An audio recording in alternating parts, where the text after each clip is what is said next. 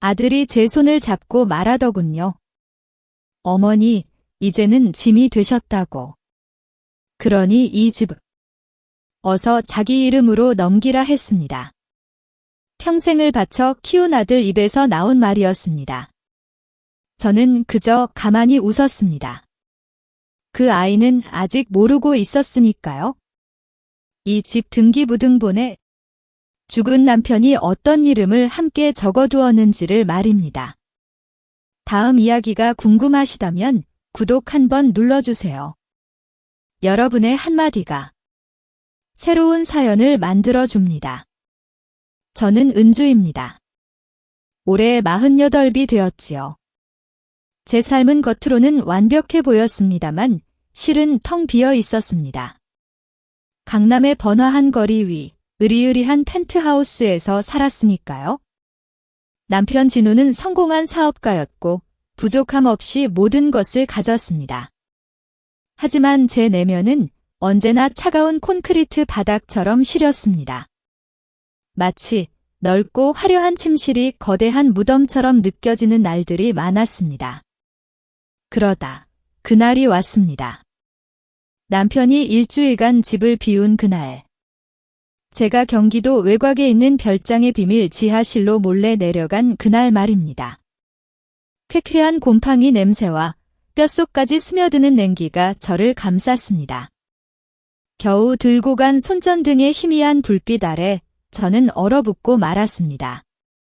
그곳에는 6년 전 흔적도 없이 사라졌던 제 절친 지현이가 있었습니다. 앙상하게 마른 몸, 허연 머리카락, 텅 빈 눈동자로 저를 올려다보던 지현이, 그 진실은 마치 수만 볼트의 전류가 흐르는 듯 제 온몸을 마비시켰습니다. 모든 감각이 사라지고 오직 심장만이 미친 듯이 울부짖고 있었습니다. 지현이 살아 있었어. 지현이. 사건은 6년 전으로 거슬러 올라갑니다. 지현이는 저와 고향 친구였습니다. 가난한 시골 마을에서 함께 자라 서울로 상경해 서로 의지하며 살았지요. 지현이는 항상 저보다 강했습니다. 제가 소심하고 약해 보이면 언제나 언니처럼 저를 감싸 안아주었지요.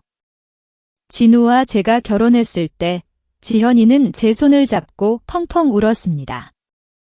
은주야, 드디어 너도 행복해지는구나. 정말 잘됐다 이라며 진심으로 기뻐해 주었지요.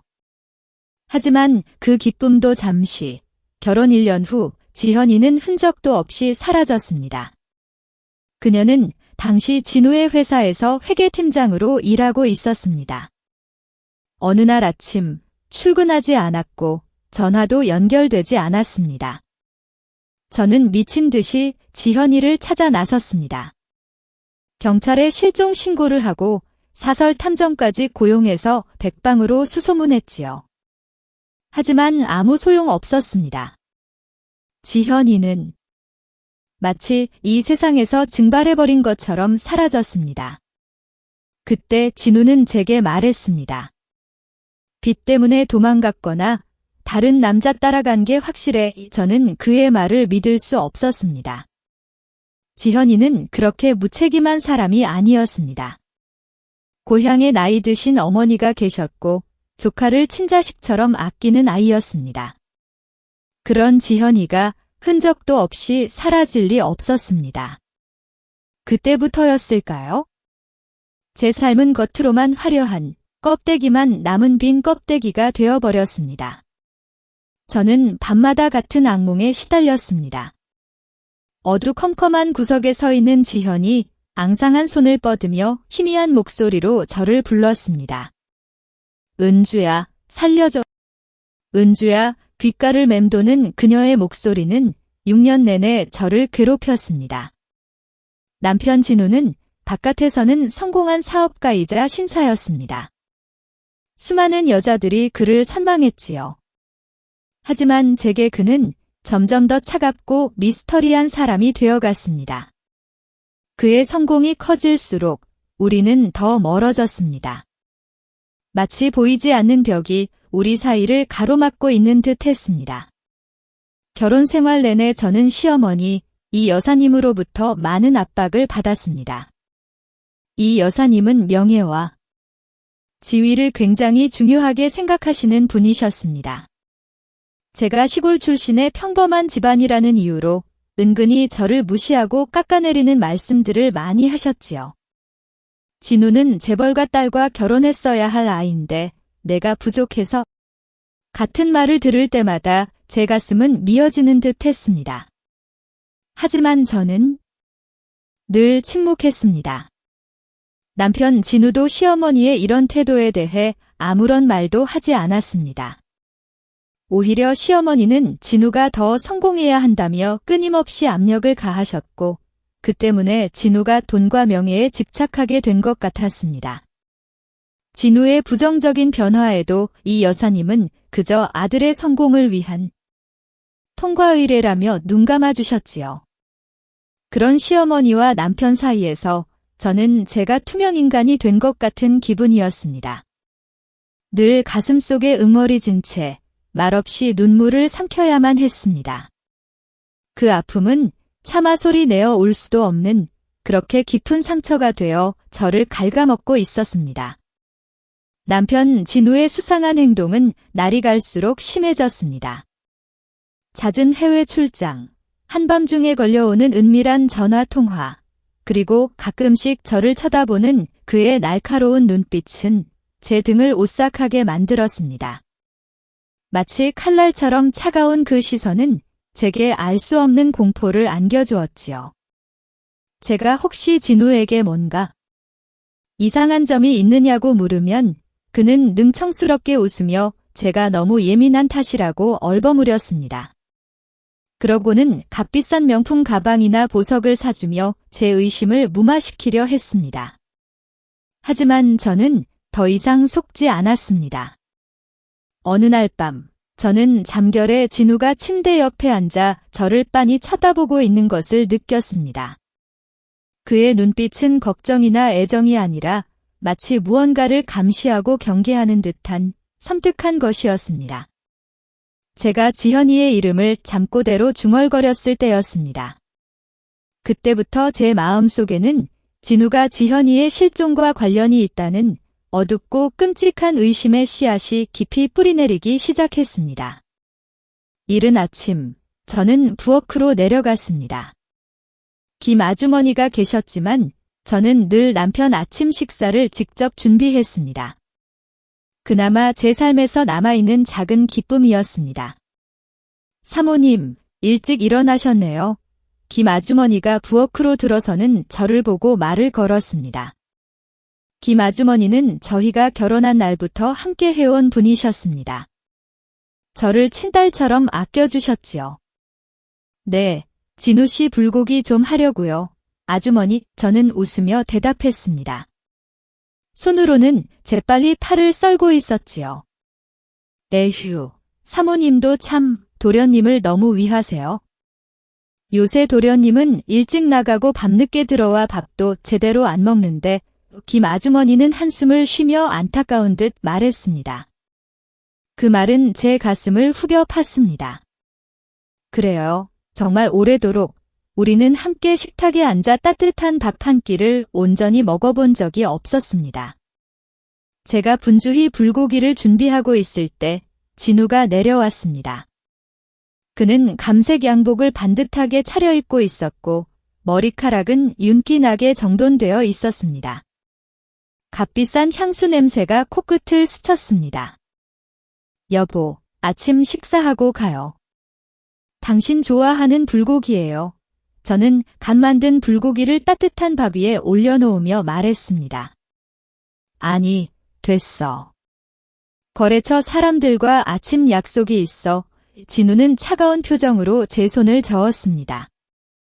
불고기가 담긴 밥은 아예 쳐다보지도 않았습니다. 조금이라도 먹고 가면 안 될까요? 제가 일찍 일어나서 만들었는데 저는 목이 메어오는 것을 참으며 간절히 부탁했습니다. 안 먹는다 하면 안 먹는 거지? 당신 정말 피곤하게 하는군. 진우는 제게 눈을 부릅뜨고 쏘아붙였습니다. 저는 그 자리에 얼어붙어 꼼짝할 수 없었습니다. 겨우 불고기 한 접시 때문에 그는 왜 저렇게 화를 내는 걸까요? 부엌 한 구석에 서 있던 김 아주머니도 아무 말 없이 입을 다물었습니다. 진우는 넥타이를 매만지고는 제게 인사 한마디 없이 문을 나섰습니다. 그의 구두 소리는 메마른 바닥을 찍으며 제 심장에 망치질하는 듯 들렸습니다. 철컥 문이 닫히고 저는 연기 피어오르는 불고기 밥과 함께 텅 빈 부엌에 홀로 남겨졌습니다. 의자 위에 털썩 주저앉아 하염없이 눈물을 흘렸습니다. 6년 전 지현이가 사라진 그날부터 진우는 조금씩 변했습니다. 그는 더 이상 옛날에 다정하고 자상한 남편이 아니었습니다. 성공했지만 냉정하고 무심한 낯선 사람으로 변해버렸습니다. 사모님, 울지 마세요. 너무 힘드시겠어요. 김 아주머니가 다가와 주름진 손으로 제 어깨를 토닥이며 위로했습니다. 아니에요, 아주머니. 아마 일이 너무 바빠서 그럴 거예요. 저는 애써 눈물을 닦으며 억지로 웃었습니다. 하지만 제 입술은 일그러지고 있었습니다. 저는 제가 저 자신을 속이고 있다는 것을 알았습니다. 뭔가 단단히 잘못되어 가고 있었습니다.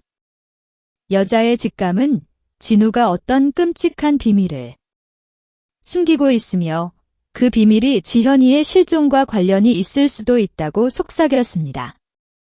그 생각은 섬광처럼 제 머리를 스치며 저를 오싹하게 만들었습니다. 진우가 밤늦게까지 컴퓨터 화면을 뚫어지게 보던 모습, 제 잠꼬대를 들었을 때의 그의 눈빛, 걱정이나 사랑이 아닌 탐색과 경계심, 그리고 약간의 섬뜩함이 담겨 있었습니다. 저는 자리에서 일어나 불고기 밥을 쓰레기통에 부었습니다. 제 마음은 이미 굳어졌습니다. 더 이상 의심과 막연한 기다림 속에서 썩어갈 수는 없었습니다. 저는 진실을 찾아야 했습니다. 지현이가 어디에 있는지, 살아있는지 죽었는지, 그리고 제 곁에서 잠들어 있는 이 남자가 진짜 누구인지 알아내야 했습니다. 오늘 저는 행동을 시작할 것입니다. 더 이상 남편만 기다리는 나약하고 순종적인 은주가 아니었습니다. 지현이를 위해서, 그리고 저 자신을 위해서 저는 이 비밀의 장막을 걷어낼 것입니다. 그 뒤에 심연이 기다리고 있을지라도 말입니다. 주말이 되자 진우는 또다시 집을 비운다고 했습니다. 도쿄로 일주일간 출장을 가서 해외 파트너와 계약을 해야 한다고 했습니다. 수십억 원짜리 계약이라고, 성공하면 우리는 평생 풍족하게 살 수 있을 거라고 들떠서 말했습니다. 하지만 제 직감은 그가 거짓말을 하고 있다고 속삭였습니다. 요새 그는 나갈 때마다 휴대폰 비밀번호를 바꾸었고 제가 전화하면 절대 받지 않았습니다. 저는 거실에 앉아 텔레비전을 보는 척했지만 눈은 진우의 서재문으로 향해 있었습니다. 문은 살짝 열려 있었습니다. 평소 진우는 서재문을 나갈 때마다 꼼꼼하게 잠갔습니다. 하지만 오늘은 서둘렀는지 깜빡한 모양이었습니다. 진우의 차 소리가 대문 밖으로 완전히 사라지자 저는 조심스럽게 그의 서재로 들어갔습니다. 방 안은 담배와 양주 냄새가 진동했습니다. 책상 위에는 서류들이 어지럽게 널려 있었습니다. 저는 서랍을 뒤지기 시작했습니다. 혹시 단서라도 찾을 수 있을까 하는 희망에서였습니다. 계약서, 프로젝트 파일, 영수증, 모두 평범한 것들이었습니다.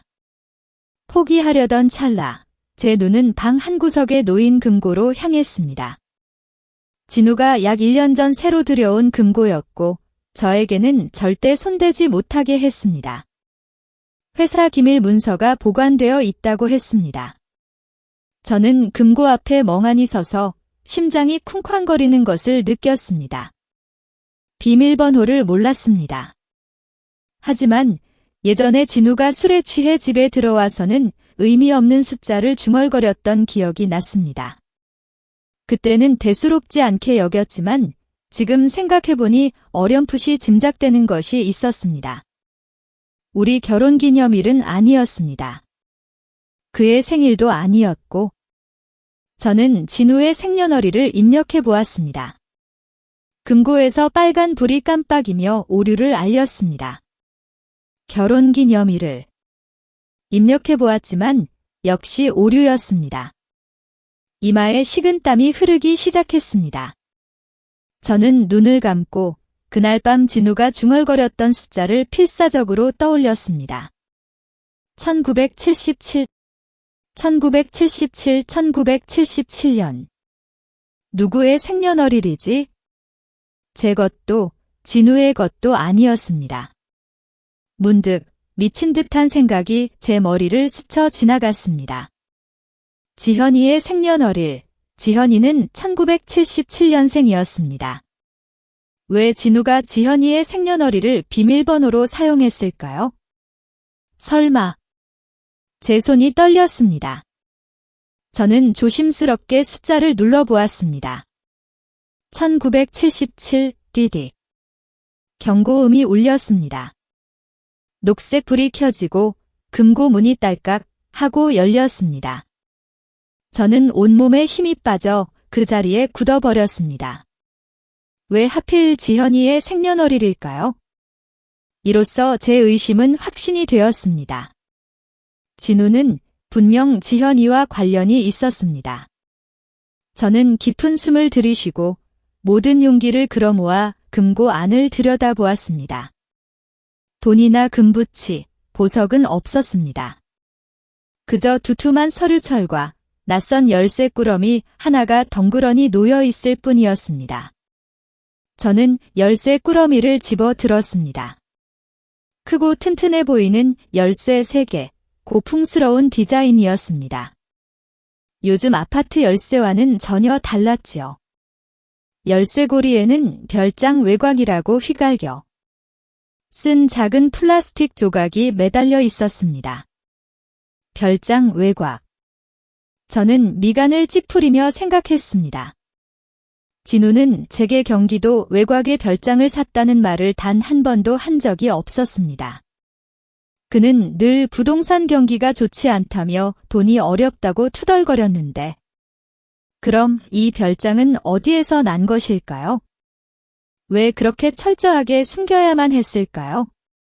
저는 아래 서류철을 펼쳐보았습니다. 그것은 부동산 매매 계약서였습니다.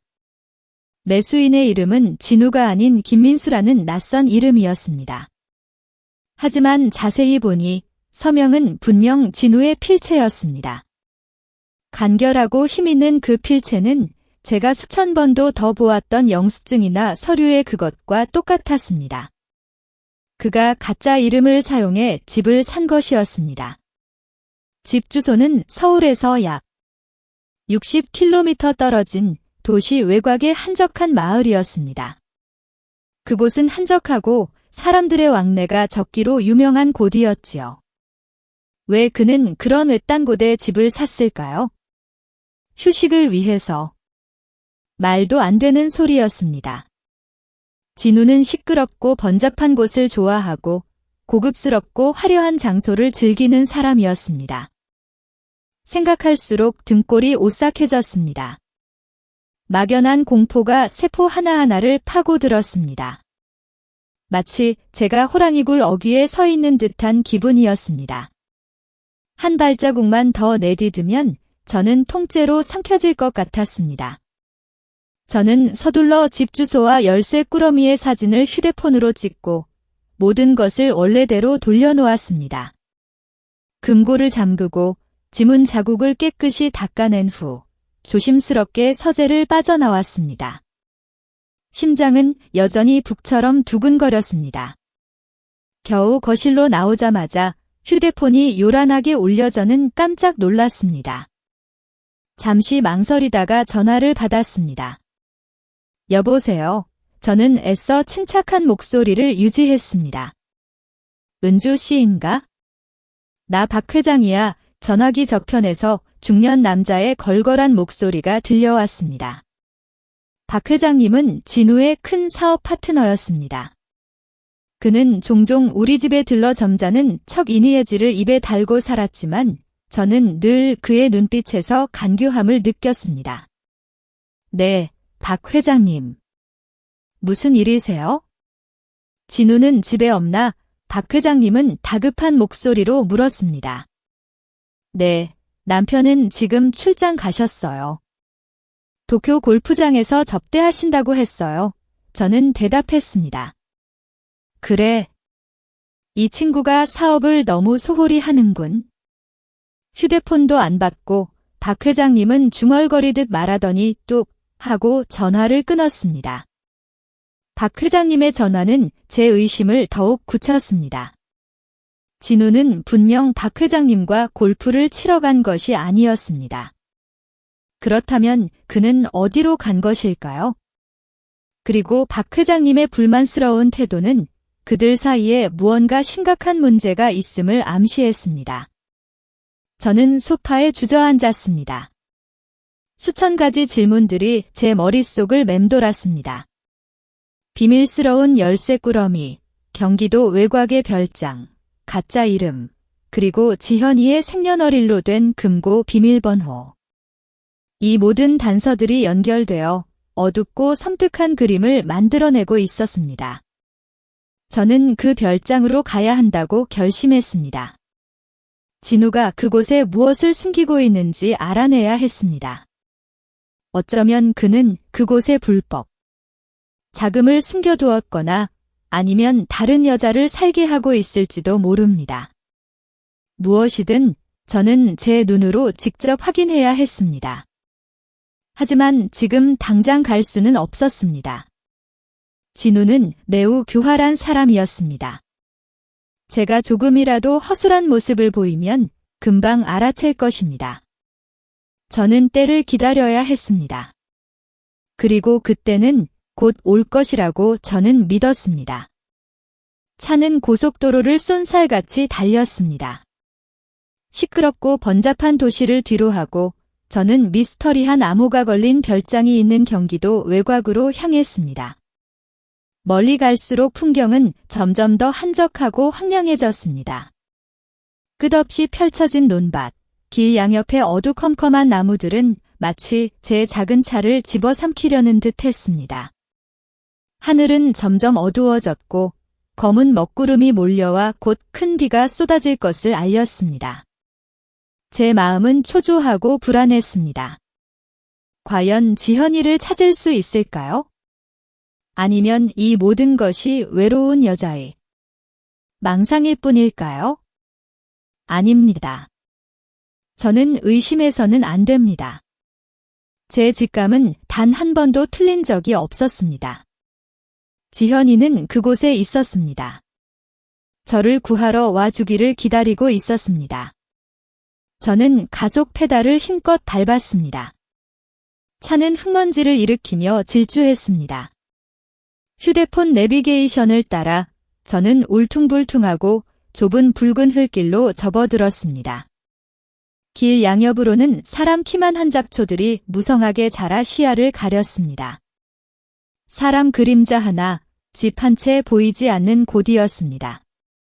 오직 스산한 바람소리만이 으스스하게 들릴 뿐이었습니다. 하늘은 이미 어둠에 잠겼고 비가 쏟아지기 시작했습니다.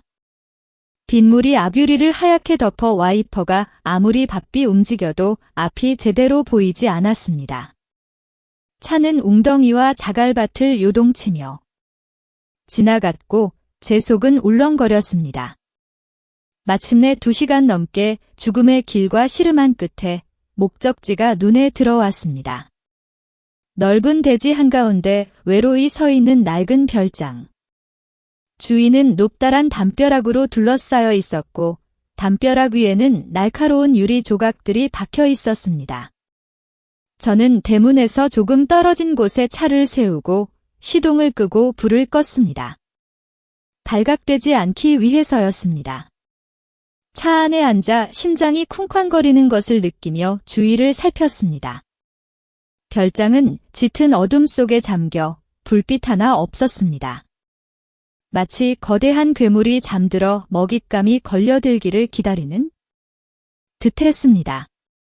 띠걱거리는 거대한 철문은 굵은 쇠사슬과 자물쇠로 굳게 잠겨 있었습니다. 저는 우비를 입고 손전등과 열쇠 꾸러미를 들고 진흙탕을 헤치며 대문으로 향했습니다. 제 손은 떨렸습니다. 첫 번째 열쇠는 맞지 않았고 두 번째 열쇠도 마찬가지였습니다. 식은땀이 비 오듯 흘러 빗물과 섞였습니다. 세 번째 열쇠를 끼워 넣자 딸깍 하는 소리와 함께 자물쇠가 열렸습니다. 빗바람이 몰아치는 밤, 그 소리는 유난히 귀를 찢는 듯 했습니다. 제가 살짝 문을 밀자 끔찍한 삐걱거리는 소리를 내며 문이 열렸습니다. 안으로 몸을 비집고 들어가자 퀴퀴한 곰팡이 냄새가 코를 찔렀습니다. 넓은 정원은 잡초가 무성하여 허리까지 올라왔습니다. 정원에 놓여있던 장식용 석상들은 부서지고 이끼로 뒤덮여 마치 숨어있는 유령들 같았습니다. 저는 손전등으로 집을 비추었습니다. 오래된 프랑스식 건축 양식의 별장이었지만 심하게 낡아 있었습니다. 벽은 페인트가 벗겨지고 창문은 깨져 바람이 들이쳐 덜그럭거리는 소리를 냈습니다. 이런 모습을 보니 진우 같은 부유한 사업가의 재산이라고는 도저히 믿기지 않았습니다. 저는 이끼가 잔뜩 끼어 미끄러운 계단을 올랐습니다. 튼튼한 참나무로 만든 현관문도 굳게 잠겨 있었습니다. 저는 다시 열쇠 꾸러미를 사용했습니다. 이번에는 한 번에 문이 열렸습니다. 문이 열리자 안쪽의 어둠이 제 손전등의 희미한 불빛마저 삼켜버리는 듯 했습니다. 저는 깊은 숨을 들이쉬고 용기를 내어 안으로 들어섰습니다. 안쪽 공기는 차갑고 묵은 먼지와 쥐 사체 냄새가 진하게 풍겼습니다. 저는 손전등으로 거실 곳곳을 비추었습니다. 가구들은 먼지로 뒤덮여 있었고 거미줄이 여기저기 쳐져 있었습니다. 오랫동안 아무도 드나들지 않은 곳 같았습니다. 그럼 진우는 왜 이 집을 산 걸까요?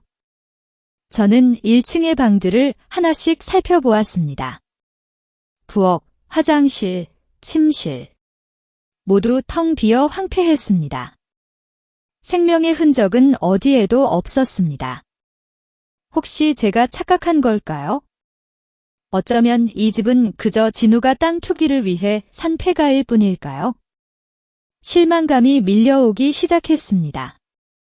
돌아서려던 찰나 제 발이 부엌 바닥에 놓인 무언가에 걸렸습니다. 저는 몸을 굽혀 살펴보았습니다. 라면 봉지였습니다. 집어 들고 보니 유통기한도 아직 한참 남아 있었고 봉지도 깨끗했습니다. 먼지가 많이 묻지 않은 상태였습니다. 제 심장이 다시 빠르게 뛰기 시작했습니다. 누군가 이곳에 있었다. 그리고 아주 최근에 이런 먼지투성이 폐가에 새라면 봉지가 있다는 것은 너무나 비정상적이었습니다. 저는 손전등으로 바닥을 더 자세히 비추었습니다. 두꺼운 먼지층 위에 희미한 발자국을 발견했습니다. 남자의 신발 자국이었습니다. 뒤쪽 문에서부터 거실의 커다란 책장까지 이어져 있었습니다. 저는 발자국을 따라 책장 앞으로 갔습니다. 검은색 에보니 목재로 된 크고 화려하게 조각된 책장이었지만 위에는 낡은 책 몇 권만 듬성듬성 놓여 있었습니다. 왜 발자국이 여기서 멈췄을까요? 저는 책장을 자세히 살펴보았습니다. 뭔가 이상했습니다. 보통 책장은 벽에 바싹 붙여놓지만 이 책장은 바닥과 작은 틈이 있었고 바닥에는 책장이 자주 이동한 듯한 호 모양의 긁힌 자국이 있었습니다. 저는 책장을 밀어보았습니다. 무거워서 움직이지 않았습니다. 손전등으로 주위를 비추며 혹시 장치나 버튼이 없는지 찾아보았습니다. 손으로 책장의 칸들을 더듬었습니다. 문득 제 손가락이 다른 책들보다 등 부분이 살짝 튀어나온 책 한 권에 닿았습니다. 죄와 벌이라는 제목의 책이었습니다. 저는 호기심에 그 책을 뽑아들었습니다. 딸깍 벽 안쪽에서 기계음이 울렸습니다. 책장이 옆으로 스르륵 움직이며 그 뒤에 숨겨져 있던 어둡고 깊은 통로가 드러났습니다. 저는 너무 놀라 손전등을 떨어뜨렸습니다. 비밀 통로였습니다. 제 남편의 집에 마치 추리소설에나 나올 법한 비밀 통로가 있었습니다. 저는 손전등을 다시 집어들었습니다. 제 손은 덜덜 떨렸습니다. 지하로 이어지는 계단은 깊고 어두웠습니다. 아래에서 불어오는 차가운 바람은 곰팡이와 역겨운 썩은 냄새를 실어날랐습니다. 제 직감은 지현이가 저 아래에 있다고 속삭였지만 동시에 극심한 공포가 제 마음을 짓눌렀습니다. 제가 저 아래로 내려갔다가 위험에 처하면 어떻게 될까요? 진우나 그의 일당이 저 아래에 있다면? 저는 지하실 입구에 발을 묶인 채 서서 격렬한 갈등을 벌였습니다. 꿈속에서 앙상하고 비쩍 마른 지현이의 모습이 다시 떠올랐습니다. 은주야, 살려줘. 그 절규가 저를 재촉했습니다. 저는 지현이를 버려둘 수 없었습니다. 죽는 한이 있더라도 저 아래로 내려가야 했습니다.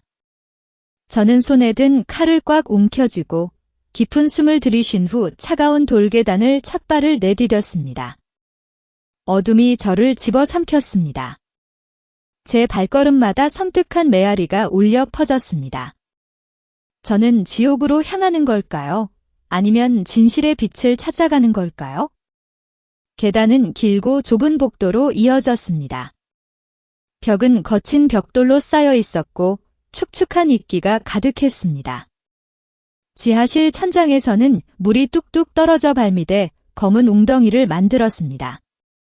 공기는 답답하고 산소가 부족하여 숨쉬기가 어려웠습니다. 저는 조심스럽게 발소리를 내지 않으려 애쓰며 걸었습니다. 손전등 불빛이 얼룩덜룩한 벽 위를 이리저리 훑었습니다. 복도 끝에는 두껍고 육중한 철문이 길을 가로막고 있었습니다. 문에 다가가 보니 일반적인 걸쇠나 자물쇠가 아니라 어둠 속에서 희미하게 푸른 빛을 내는 현대적인 전자식 잠금 장치가 달려 있었습니다. 또다시 비밀번호였습니다. 진우는 정말 병적으로 철두철미한 인간이었습니다. 저는 숫자판 앞에 서서 머리를 쥐어뜯었습니다. 비밀번호는 무엇일까요? 여전히 지현이의 생년월일일까요? 아니면 진우가 이 중요한 문을 위해 다른 암호를 설정했을까요? 만약 제가 잘못 입력하면 경보가 울리지 않을까요? 저는 집 금고를 떠올렸습니다. 진우는 지현이의 생년월일을 사용했습니다.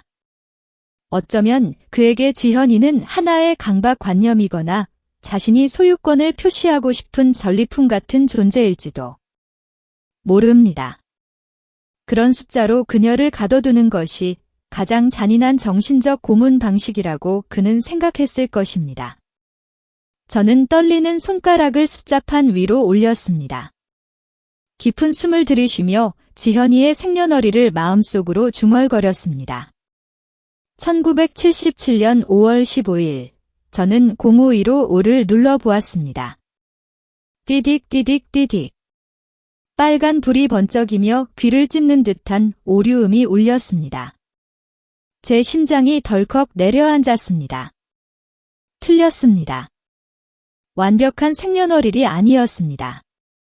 저는 주위를 둘러보며 경보음이 다른 사람들에게 들릴까 봐 두려워했습니다. 하지만 다행히 공간은 여전히 고요했고 물 떨어지는 소리만 들릴 뿐이었습니다. 아마 이 시스템은 오류만 알릴 뿐 외부 경보와는 연결되지 않은 것 같았습니다. 저는 애써 침착하려고 노력했습니다. 생각해야 해, 은주야, 생각해야 해. 진우는 실용적인 사람입니다. 그는 너무 복잡한 숫자를 선택하지 않을 것입니다. 하지만 그에게 의미 있는 숫자여야 합니다. 혹시 지현이가 사라진 날짜일까요? 저는 그날을 똑똑히 기억했습니다. 6년 전 10월 16일, 저는 1016을 눌러보았습니다. 띠딕. 여전히 틀렸습니다. 비록 지하실 공기는 차가웠지만 제 몸에서는 비 오듯 땀이 흘러내렸습니다. 이제 몇 번의 시도밖에 남지 않았습니다. 너무 많이 틀리면 잠금 장치가 비활성화되거나 진짜 경보가 울릴 수도 있었습니다. 저는 절망감의 벽에 등을 기댔습니다. 지현아, 어디에 있는 거야? 나왔는데 들어갈 수가 없어. 문득 옛 기억이 밀려왔습니다. 예전에 대학교 다닐 때 저와 지현이는 서로 비밀번호를 맞춰주는 장난을 치곤 했습니다. 지현이는 늘 제게 말했지요. 은주야, 나중에 내가 부자가 되면 금고를 살 거야. 비밀번호는 우리가 처음 만난 날로 할 거야. 내가 친구가 되어줘서 내 인생이 바뀐 운명적인 날이니까 우리가 처음 만난 날, 대학교 입학식 날 9월 5일이었습니다. 지현이는 의리를 굉장히 중요하게 여기는 친구였습니다. 그녀는 늘 우리 사이의 추억들을 소중히 여겼지요. 하지만 이건 진우가 설정한 비밀번호였습니다. 왜 진우가 그 날짜를 알고 있었을까요? 아, 맞다. 예전에 지현이가 우리의 10주년 우정 파티에서 이 이야기를 모든 사람 앞에서 말한 적이 있었습니다. 진우도 그때 자리에 있었지요. 그때 진우는 웃으며 두 분의 우정은 정말 존경스럽네요 라고 말했습니다. 설마 진우가 그 날짜를 기억하고 있을까요? 아니면 그는 그 숫자를 사용하여 우리의 우정을 비웃고 지현이의 가장 아름다운 추억으로 그녀를 가둬두고 있었던 걸까요? 그에게 그것은 가장 잔인한 정신적 고문 방식이었을 것입니다. 저는 떨리는 손으로 다시 숫자판 위에 손을 올렸습니다.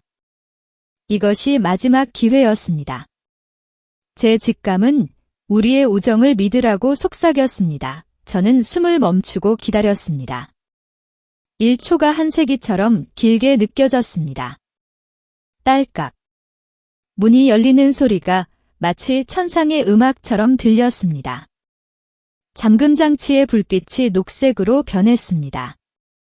무겁던 철문이 서서히 열렸습니다. 저는 기뻐서 눈물이 터져 나왔습니다. 맞았습니다. 우리가 처음 만난 날 진우는 그 날짜를 사용했습니다. 그는 정말 잔인했습니다.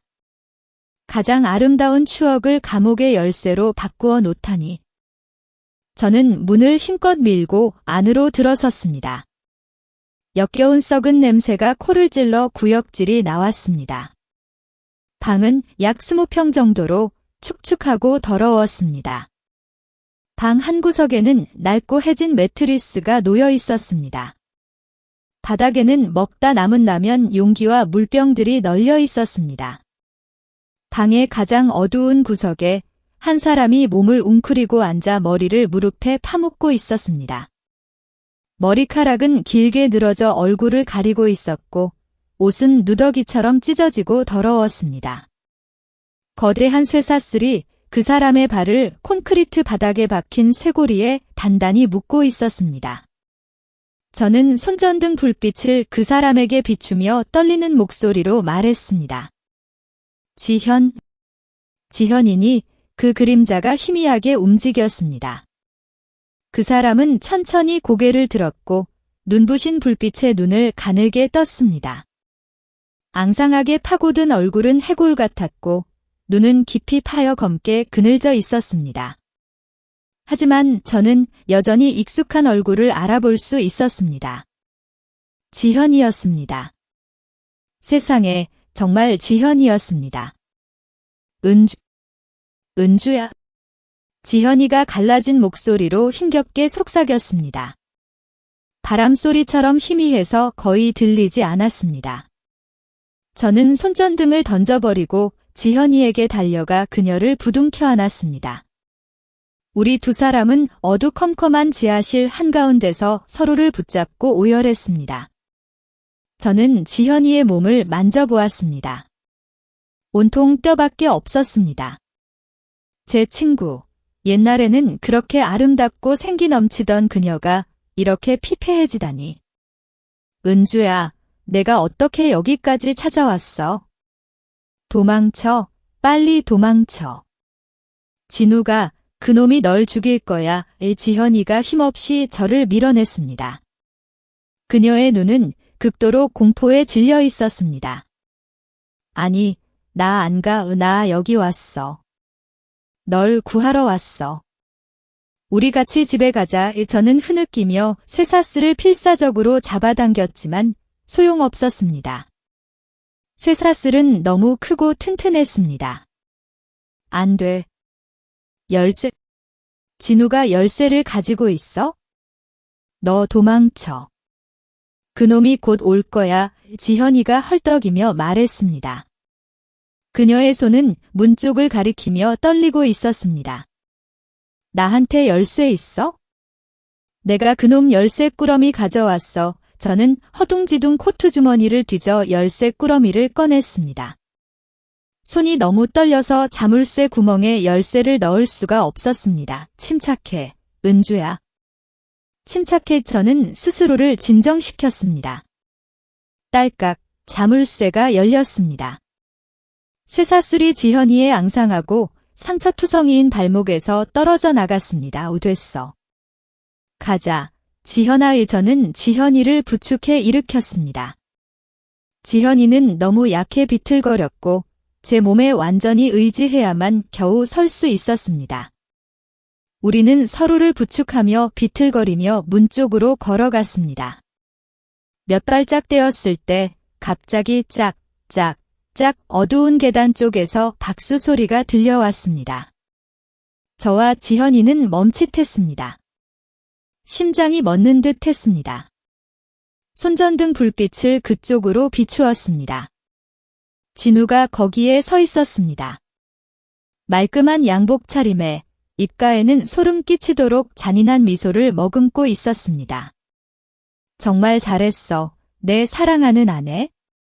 내가 이렇게 똑똑하게 내 은신처까지 찾아낼 줄은 몰랐네. 정말 감동적인 연극이군. 진우의 목소리는 차갑고 섬뜩했습니다. 지하실 전체에 죽음의 신이 부르는 듯한 메아리가 울려 퍼졌습니다. 저는 지현이를 끌어안고 뒤로 물러섰습니다. 덫은 이미 놓여 있었고 우리는 악마의 소나기에 떨어졌습니다. 약 20km를 더 달렸을까요? 갑자기 차가 덜컹거리더니 멎었습니다. 시동을 다시 걸어보았지만 허무한 캑캑 소리만 들릴 뿐이었습니다. 왜 이래? 차 고장 났어. 지현이가 불안한 듯 물었습니다. 아마 기름이 떨어졌거나 어디가 고장 난 것 같아요. 이 차 오래 안 써서 제가 제대로 확인을 못했어요. 저는 무력감에 핸들을 내리쳤습니다. 하늘은 왜 이렇게 우리를 시험하는 걸까요? 왜 하필 이럴 때 고장이 나는 걸까요? 저는 주위를 둘러보았습니다. 길 양옆은 칠흑같이 어두웠고 집 한 채 없이 음산한 숲뿐이었습니다. 비는 여전히 세차게 쏟아지고 있었습니다. 우리는 망망대해 한가운데에 놓인 것 같았습니다. 이제 어떻게 해, 은주야? 우리 그냥 여기서 죽는 거야. 지현이가 제 손을 꽉 잡으며 몸을 떨었습니다. 진우가 사람 불러서 쫓아오면 우린 끝이야. 지현이는 문을 열고 차 밖으로 내리려 했습니다. 저는 지현이를 끌어안았습니다. 언니는 걸을 수도 없는데. 상처도 아직 안 나았잖아. 저는 고개를 젓고 말렸습니다. 하지만 지현이는 이미 내려섰고 저는 서둘러 그녀를 따라 내렸습니다. 저는 지현이를 부축하며 길가에 바싹 붙어 섰습니다. 혹시 지나가는 차라도 있으면 얻어 탈 수 있을까 하는 희망에서였습니다. 하지만 한밤중의 빗길은 텅 비어 있었습니다. 가끔 트럭 몇 대가 지나갔지만 우리를 아예 무시하고 쏜살같이 달아날 뿐이었습니다. 빗물에 흠뻑 젖은 채 필사적으로 손을 흔드는 두 여인에게는 아무도 눈길을 주지 않았습니다. 절망하고 있을 때 멀리서 환한 자동차 헤드라이트 불빛이 보였습니다. 검은색 고급 세단 한 대가 다가오더니 속도를 줄여 우리 옆에 멈춰 섰습니다. 창문이 내려가자 익숙한 얼굴이 나타났습니다. 사모님. 지현 씨. 두 분이 여긴 어떻게 된 일입니까? 나지막하고 익숙한 목소리였습니다. 우리 집 전속 운전기사 민준 씨였습니다. 민준 씨. 살려줘. 차가 고장 났어. 진우가 우릴 죽이려고 쫓아와 저는 물에 빠진 사람이 지푸라기라도 잡듯 차 문에 매달렸습니다. 네. 도련님이 사모님을 죽이려 했다고요? 빨리 타세요. 제가 모셔다 드리겠습니다. 민준 씨는 놀란 듯 다급한 표정으로 재빨리 차 문을 열었습니다. 저와 지현이는 한치의 의심도 없이 서로를 부축하며 차에 올랐습니다. 제 마음속으로는 하늘이 민준 씨를 우리를 구하기 위해 보내주셨다고 생각했습니다. 민준 씨는 저희 집에서 3년째 운전기사로 일했습니다. 그는 성품이 온순하고 말이 없어서 모두에게 좋은 인상을 주었습니다. 저는 그를 철석같이 믿었습니다. 민준 씨는 차를 돌려 서울 시내 방향으로 달렸습니다. 차 안은 따뜻하고 쾌적했습니다. 스피커에서 흘러나오는 잔잔한 음악은 제 마음을 한결 편안하게 해주었습니다. 고마워요. 민준 씨가 아니었으면 정말 큰일 날 뻔했어요. 저는 안도의 한숨을 내쉬며 의자에 머리를 기댔습니다. 별 말씀을요, 사모님. 제 할 일을 한 것뿐입니다. 김민준 씨는 백미러로 저를 보며 미소를 지었습니다. 그때는 알지 못했지만 그 미소에는 뭔가 미묘한 점이 있었습니다. 서울 시내 경찰서로 데려다 줄래요? 제가 진우의 죄를 고발해야 해요. 저는 당부했습니다. 네, 사모님. 편히 쉬세요. 주무시면 금방 도착할 겁니다. 민준 씨는 나긋나긋한 목소리로 대답했습니다.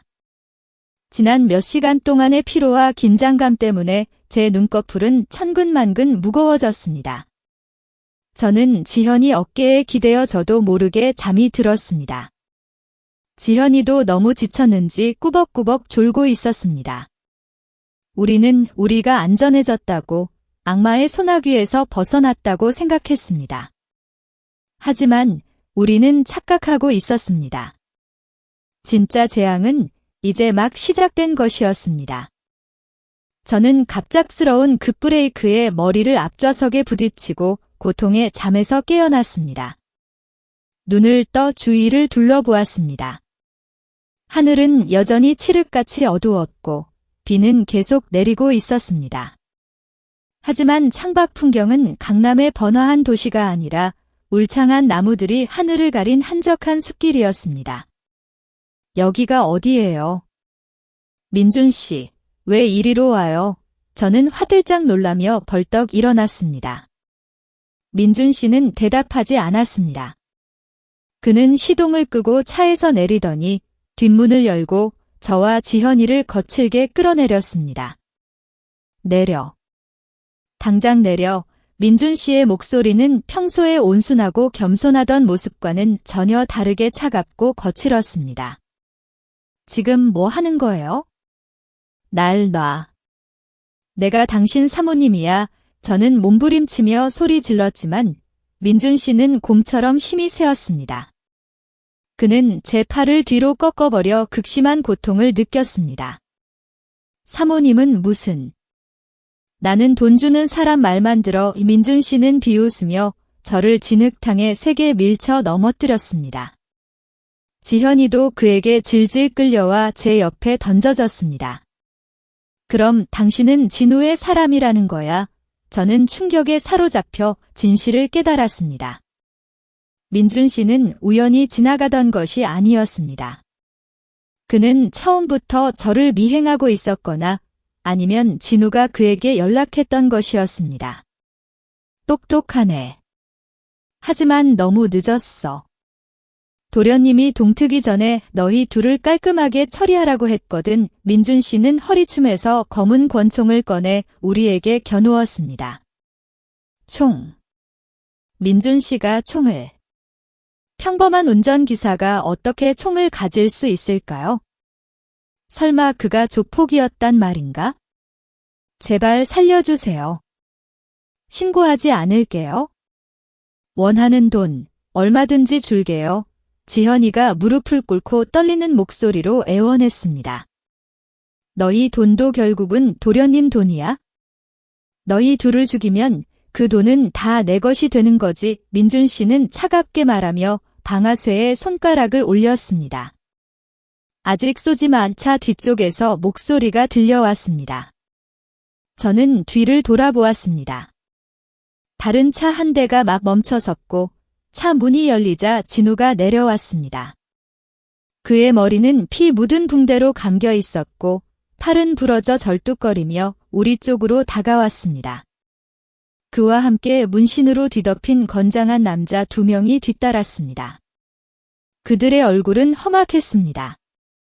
내가 산채로 잡아오라고 했잖아. 난 내 손으로 직접 죽을 때까지 고문하고 싶었다고. 이 진우는 민준 씨를 원망스러운 눈빛으로 노려보며 으르렁거렸습니다. 도련님, 죄송합니다. 이 빌어먹을 여자가 너무 시끄러워서 제가 좀 겁주려고 했습니다. 민준 씨는 황급히 총을 거두고 고개를 숙였습니다. 진우는 제 앞으로 다가와 제 팔에 상처를 발로 걷어찼습니다. 저는 고통의 비명을 질렀습니다. 도망쳐봐, 또 도망쳐봐. 왜 더 이상 못 도망치지? 그는 고통과 증오로 일그러진 얼굴로 미친 듯이 웃었습니다. 내가 날 이렇게 만들었으니 난 널 죽기보다 더한 고통을 맛보게 할 거야. 내 친구처럼 6년 내내 갇혀서 고문당하는 기분을 똑같이 느끼게 해주지. 그는 옆에 있던 2 남자에게 명령했습니다. 얘들을 묶어서 트럭에 던져 넣어. 여기는 더 이상 안전하지 않아. 예전 창고로 데려가. 네, 형님. 2 남자가 달려들어 굵은 밧줄로 우리 팔다리를 꽁꽁 묶고 검은 테이프로 입을 막았습니다. 우리는 마치 도살장으로 끌려가는 돼지처럼 트럭 뒷칸에 던져졌습니다. 차갑고 비바람이 몰아치는 트럭 바닥에 웅크린 채 저는 지현이를 바라보았습니다. 눈물이 터져 나왔습니다. 제가 지현이를 망쳤습니다. 그녀에게 희망을 주었다가 가장 잔인하게 그 희망을 꺾어버렸습니다. 차는 거칠게 흔들리며 숲속 깊은 곳으로 향했습니다. 우리는 어디로 끌려가는 걸까요? 그 창고라는 곳은 또 어디일까요? 하지만 저는 알고 있었습니다. 우리의 앞날은 암흑과 절망뿐이라는 것을. 하지만 가장 절망적인 순간, 저는 문득 누군가의 손이 제 손을 살며시 스치는 것을 느꼈습니다. 민준 씨였습니다. 그는 앞좌석에 앉아 있었지만 칸막이 틈 사이로 손을 뒤로 내밀고 있었습니다. 저는 깜짝 놀라 손을 빼려다가 민준 씨가 제 손에 잡고 차가우며 날카로운 무언가를 쥐어주는 것을 느꼈습니다. 면도 칼날이었습니다. 저는 칸막이 틈으로 민준 씨를 올려다보았습니다. 민준 씨는 백미러로 저를 보며 의미심장한 눈빛으로 윙크했습니다. 그 눈빛은 더 이상 험악하고 차갑지 않았습니다. 대신 결연함과 격려가 담겨 있었습니다. 무슨 일이 일어나고 있는 걸까요? 민준 씨는 진우의 사람이었지만 제게 면도칼을 주었습니다.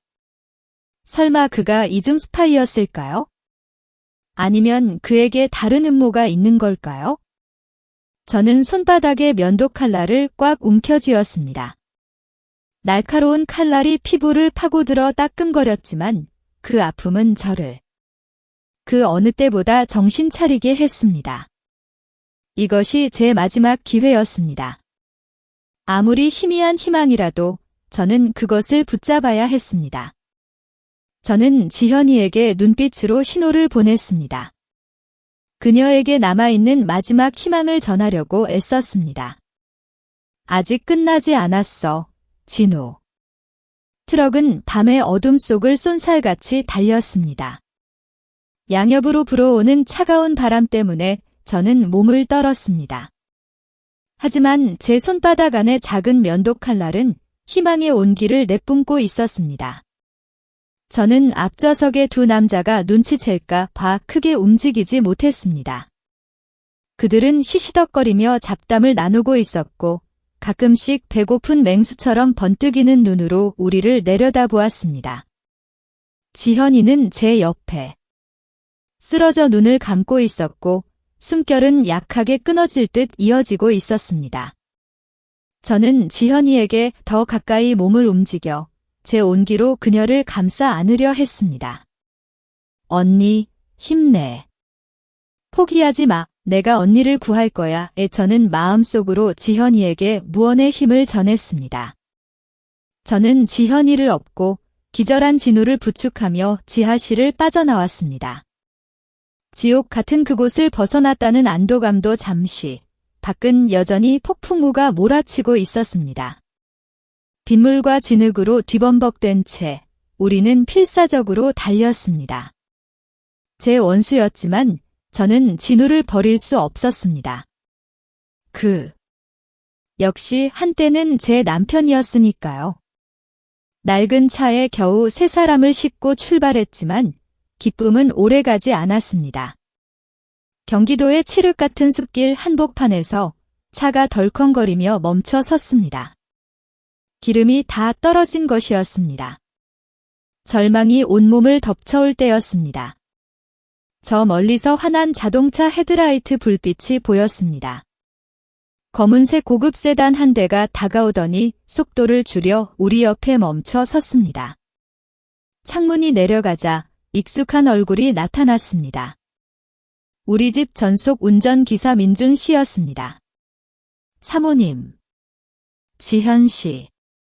두 분이 여긴 어떻게 된 일입니까? 나지막하고 익숙한 목소리였습니다. 민준 씨. 살려줘. 차가 고장 났어. 진우가 우릴 죽이려고 쫓아와 저는 물에 빠진 사람이 지푸라기라도 잡듯 차 문에 매달렸습니다. 네. 도련님이 사모님을 죽이려 했다고요? 빨리 타세요. 제가 모셔다 드리겠습니다. 민준 씨는 놀란 듯 다급한 표정으로 재빨리 차 문을 열었습니다. 저와 지현이는 한치의 의심도 없이 서로를 부축하며 차에 올랐습니다. 제 마음속으로는 하늘이 민준 씨를 우리를 구하기 위해 보내주셨다고 생각했습니다. 저는 그를 철석같이 믿었습니다. 민준 씨는 차를 돌려 서울 시내 방향으로 달렸습니다. 차 안은 따뜻하고 쾌적했습니다. 고마워요. 민준 씨가 아니었으면 정말 큰일 날 뻔했어요. 저는 안도의 한숨을 내쉬며 의자에 머리를 기댔습니다. 별 말씀을요, 사모님. 제 할 일을 한 것뿐입니다. 김민준 씨는 백미러로 저를 보며 미소를 지었습니다. 그때는 알지 못했지만 그 미소에는 뭔가 미묘한 점이 있었습니다. 우리는 우리가 안전해졌다고, 악마의 소나귀에서 벗어났다고 생각했습니다. 하지만 우리는 착각하고 있었습니다. 진짜 재앙은 이제 막 시작된 것이었습니다. 저는 갑작스러운 급브레이크에 머리를 앞좌석에 부딪히고 고통에 잠에서 깨어났습니다. 창밖 풍경은 강남의 번화한 도시가 아니라 울창한 나무들이 하늘을 가린 한적한 숲길이었습니다. 여기가 어디예요? 민준 씨, 왜 이리로 와요? 저는 화들짝 놀라며 벌떡 일어났습니다. 민준 씨는 대답하지 않았습니다. 그는 시동을 끄고 차에서 내리더니 뒷문을 열고 저와 지현이를 거칠게 끌어내렸습니다. 내려. 당장 내려. 민준 씨의 목소리는 평소에 온순하고 겸손하던 모습과는 전혀 다르게 차갑고 거칠었습니다. 지금 뭐 하는 거예요? 날 놔.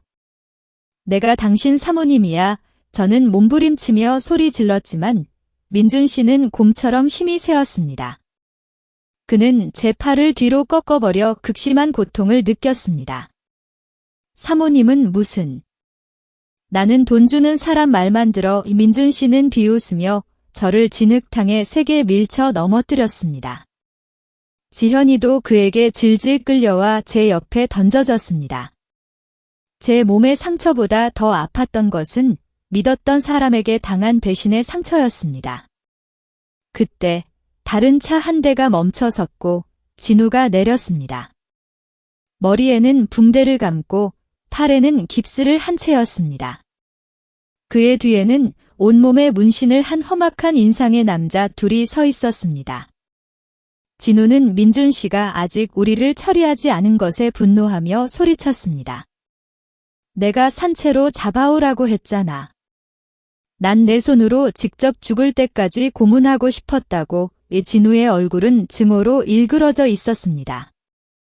모든 것이 더 깊은 함정이었습니다. 가장 깊은 절망의 순간은 가장 예상치 못한 방식으로 찾아왔습니다. 진우가 제게 다가와 발로 상처를 걷어차려던 바로 그때였습니다. 그의 주머니에서 요란한 벨소리가 울렸습니다. 박 회장님이었습니다. 진우의 얼굴은 순식간에 굳어졌습니다. 그는 잠시 망설이다 전화를 받았습니다. 네, 회장님. 후 그의 목소리는 아까의 광기는 온데간데 없이 두려움으로 가득 차 있었습니다. 저는 숨을 죽이고 들었습니다. 전화기 너머로 박 회장님의 녹이 띤 목소리가 희미하게 들려왔습니다. 진우가 이를 그르쳐 경찰이 낌새를 챘다는 내용이었습니다. 아닙니다. 회장님. 제가 진우의 애원 섞인 목소리는 곧 절규로 바뀌었습니다. 안 됩니다. 회장님. 제발. 전화가 끊기고 진우는 넋 나간 사람처럼 서 있었습니다. 그를 따르던 험악한 인상의 남자들이 서로 눈짓을 주고받더니 다가와 진우마저 밧줄로 묶기 시작했습니다. 박 회장님이 내린 명령이었습니다. 증거를 없애기 위해 우리 셋 모두를 이 숲에서 처리하라는 것이었습니다. 진우 역시 그에게는 언제든 버릴 수 있는 장기짝에 불과했던 것입니다. 진우는 저항 한 번 못하고 저와 지현이가 던져졌던 트럭 뒷칸에 짐짝처럼 던져졌습니다. 그는 저를 바라보았습니다. 그의 눈에는 더 이상 증오나 광기가 없었습니다. 오직 죽음에 대한 공포와 깊이를 알 수 없는 절망만이 가득했습니다. 한때 모든 것을 가졌던 남자, 악마 같았던 내 남편은 그렇게 한순간에 저와 같은 처지가 되었습니다. 트럭은 다시 칠흑 같은 어둠 속으로 출발했습니다. 모든 희망이 사라졌다고 생각한 바로 그 순간이었습니다. 앞좌석에 앉아있던 민준 씨가 칸막이 틈으로 손을 뒤로 뻗었습니다. 그의 손이 제 손을 스치더니 작고 차가우며 날카로운 무언가를 쥐어주었습니다. 면도 칼날이었습니다. 저는 숨을 멈췄습니다. 칸막이 틈으로 민준 씨를 올려다보았습니다. 민준 씨는 백미러로 저를 보며 의미심장한 눈빛으로 윙크했습니다. 그 눈빛은 더 이상 험악하고 차갑지 않았습니다. 대신 결연함과 격려가 담겨 있었습니다. 무슨 일이 일어나고 있는 걸까요? 민준 씨는 진우의 사람이었지만 제게 면도칼을 주었습니다. 저는 손바닥에 면도칼날을 꽉 움켜쥐었습니다.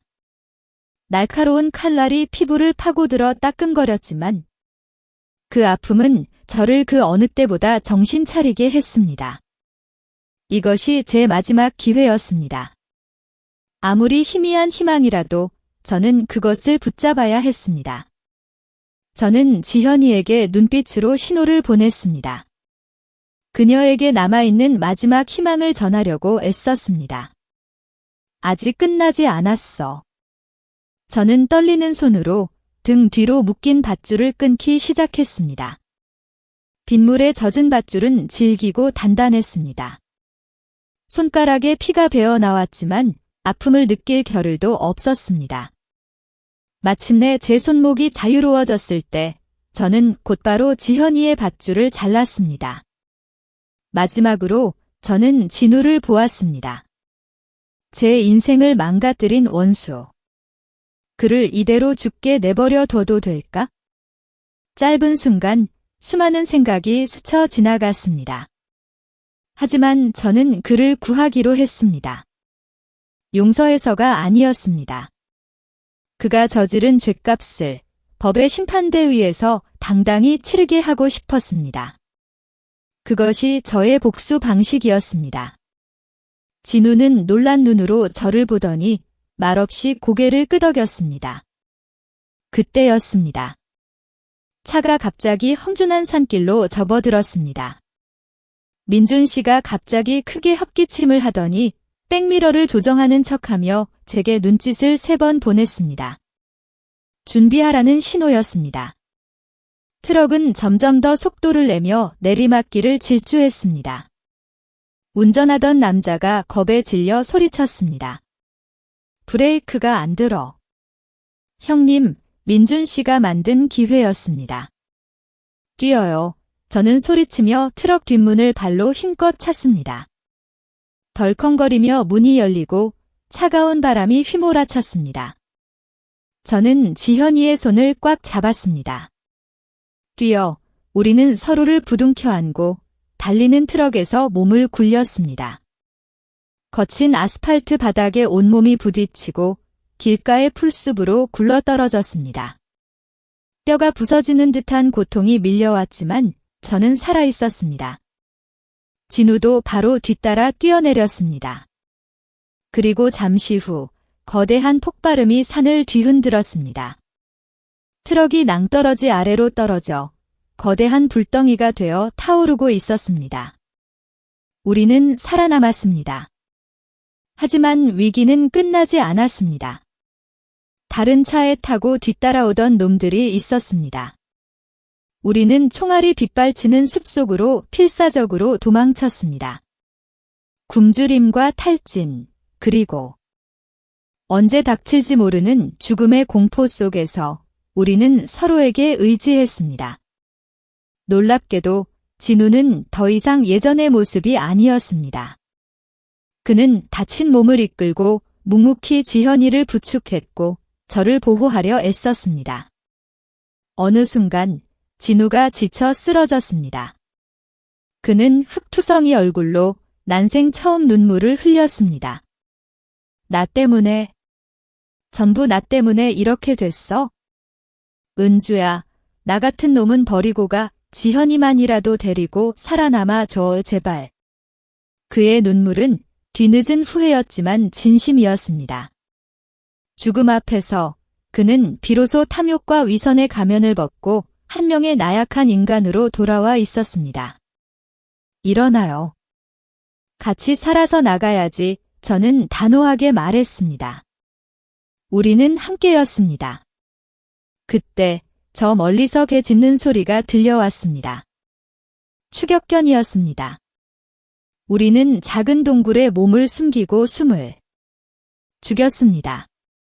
개는 동굴 입구까지 쫓아와 맹렬하게 지저댔습니다. 심장이 멎는 것 같았습니다. 하지만 잠시 후 놈들의 목소리가 들리더니 개 짖는 소리가 멎고 발소리가 멀어졌습니다. 우리는 또 한 번 죽음의 문턱을 넘었습니다. 동굴 속에서 뜬 눈으로 밤을 지새우고 동이 틀 무렵 우리는 다시 움직였습니다. 지현이는 고열에 시달렸고 진우도 상처가 덧나 거의 걷지 못했습니다. 절망이 다시 찾아올 때였습니다. 우리는 마지막 희망을 걸고 산 정상으로 향했습니다. 혹시라도 길을 찾을 수 있을까 하는 마음에서였습니다. 산 정상에 올랐을 때 우리 눈앞에 펼쳐진 것은 끝없는 숲의 바다였습니다. 탈출구는 보이지 않았습니다. 모든 희망이 사라졌다고 생각한 바로 그 순간, 진우가 하늘을 가리키며 소리쳤습니다. 저기 봐. 헬리콥터야, 경찰 헬리콥터였습니다. 우리는 있는 힘을 다해 소리치고 옷을 벗어 흔들었습니다. 헬리콥터가 우리를 발견하고 사다리를 내렸습니다. 우리가 사다리를 오르는 순간 숲 가장자리에서 다시 총성이 울렸습니다. 남은 놈들이 우리를 발견한 것이었습니다. 빗발치는 총알 속에서 저는 다리에 총상을 입었습니다. 하지만 이를 악물고 버텼습니다. 헬리콥터는 하늘로 솟아올랐고 우리는 마침내 죽음의 숲을 벗어났습니다. 헬리콥터는 서울대학교병원 옥상에 착륙했습니다. 지현이는 곧바로 응급실로 실려갔고 저와 진우도 치료를 받았습니다. 의사는 지현이가 심각한 영양실조와 폐혈증, 다발성 외상을 입었지만 다행히 목숨은 건졌다고 했습니다. 저는 안도의 눈물을 흘렸습니다. 진우는 응급처치가 끝나자마자 경찰들에게 체포되었습니다. 그는 아무런 저항도 하지 않고 고개를 숙인 채 끌려갔습니다. 떠나기 전 그는 저를 돌아보았습니다. 그의 눈빛은 차마 말로 다 할 수 없는 미안함과 후회를 담고 있었습니다. 저는 그의 뒷모습을 보며 쓰라린 마음을 감출 수 없었습니다. 다음 날 지현이의 병실에 민준 씨가 찾아왔습니다. 그는 운전기사 복장이 아닌 반듯한 경찰 제복을 입고 있었습니다. 그는 자신을 경찰청 특수수사대 소속 민준 대위라고 소개했습니다. 지난 3년간 박 회장의 조직에 잠입해 수사를 해왔다고 했습니다. 그는 트럭에서 뛰어내린 후 몰래 우리를 뒤따르며 보호하고 지원을 요청했던 것이었습니다. 저는 그제야 모든 것을 깨달았습니다. 그리고 진우의 금고에서 봤던 검은 수첩을 떠올렸습니다. 그 수첩에는 진우와 박 회장의 돈 세탁 거래 내역이 날짜와 금액, 상대방 이름까지 빽빽하게 적혀 있었습니다. 그것은 박 회장과 그의 조직을 무너뜨릴 결정적인 증거, 강철 같은 증거였습니다. 진우의 자백과 그 수첩을 바탕으로 경찰은 박 회장의 범죄 조직을 일망타진했고 그가 해외로 빼돌리려던 수천억 원의 현금을 압수했습니다. 6개월 후 박 회장과 진우의 재판이 열렸습니다. 법정은 사람들로 가득 찼습니다. 저와 지현이는 피해자이자 증인으로 그곳에 섰습니다. 피고인석에선 박 회장은 예전의 위풍당당한 모습은 온데간데 없이 머리가 하얗게 센 초라한 노인의 모습이었습니다. 그 옆에 선 진우는 깡마르고 눈은 퀭했습니다. 판사가 판결문을 읽어 내려갔습니다. 그들의 끔찍한 죄악들이 하나하나 밝혀질 때마다 법정은 분노로 술렁였습니다. 박 회장은 무기징역을, 진우는 징역 20년을 선고받았습니다. 방청석에서는 박수 소리가 터져 나왔습니다. 정의가 실현된 순간이었습니다. 진우는 판결을 듣고 그 자리에 주저앉아 흐느꼈습니다. 그는 저를 보았습니다. 그의 눈빛은 용서를 구하고 있었습니다. 저는 그를 보았습니다. 더 이상 미움은 없었습니다. 그저 젊은 날의 과오와 끝없는 탐욕이 부른 비극적인 결과에 대한 연민만이 남았습니다. 그날 법정에는 진우의 어머니, 이 여사님도 와 계셨습니다. 꼿꼿하던 그녀는 수척하고 넋이 나간 모습이었습니다. 법정을 나서던 제게 그녀의 시선이 닿았습니다. 그 눈빛 속에는 말로 다 할 수 없는 후회와 미안함, 그리고 모든 것을 잃어버린 자의 공허함이 담겨 있었습니다. 아들의 성공을 위해 맹목적으로 희생하고 잘못된 사랑으로 아들을 통제하려 했던 결과가 어떤 것인지 그녀는 온몸으로 보여주고 있었습니다. 1년 후 저는 지현이와 함께 한적한 시골 마을에 희망 보금자리라는 이름의 작은 집을 열었습니다. 가정폭력으로 고통받는 여성들과 기댈 곳 없는 아이들을 위한 쉼터였습니다. 저희는 이혼 후 남은 재산과 별장을 판 돈을 모두 쏟아부었습니다. 이제 저희 집마당에는 아이들의 웃음소리가 가득합니다. 지현이는 많이 건강해졌습니다. 얼굴에는 혈색이 돌고 입가에는 늘 환한 미소가 피어납니다. 몸에 남은 상처는 지워지지 않겠지만 마음의 상처는 서서히 아물어가고 있었습니다. 저녁이면 저와 지현이는 툇마루에 앉아 차를 마시며 노을을 바라봅니다. 은주야, 후회하지 않아. 모든 걸 버리고 이렇게 힘들게 사는 거 지현이가 물었습니다. 저는 지현이의 손을 잡고 미소 지었습니다. 언니, 나는 지금처럼 부유하다고 느껴본 적이 없어. 사랑이 넘치고 마음이 평화롭고 무엇보다 내 곁에 언니와 아이들이 있잖아. 우리는 가족이야. 두 개의 희끗희끗한 머리가 노을빛 아래 서로에게 기댔습니다. 고통스러웠던 과거는 멀리 사라지고 따뜻한 사람의 온기와 밝은 미래에 대한 희망만이 남았습니다. 폭풍우를 지나온 우리 두 여자는 마침내 우리만의 평온한 항구를 찾았습니다. 진정한 행복은 부와 명예가 아니라 우리가 사랑하고 나눌 때 비로소 시작된다는 것을 저는 이제야 깨닫게 되었습니다.